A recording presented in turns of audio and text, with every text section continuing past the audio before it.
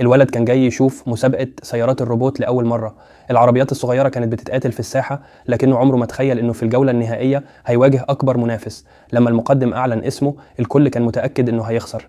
دي كانت أول معركة روبوت ليه، وهو كان عامل روبوته فاير ران في شهر واحد بس.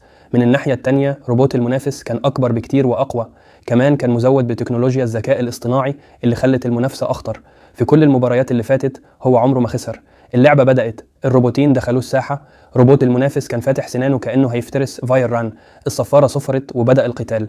الروبوتين اتصدموا بقوة، لكن الولد بيرلي مانج تو سيف روبوته. هو كان عارف انه مستحيل يكسب في تصادم مباشر، فحاول يتوقع حركات منافسه.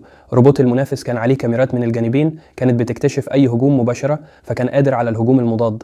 الولد بذكاء تفادى هجومهم وحاول يهاجم من الجانب، لكن المرة دي اتقبض عليه. الجزء الامامي من فاير ران اتضرر جامد.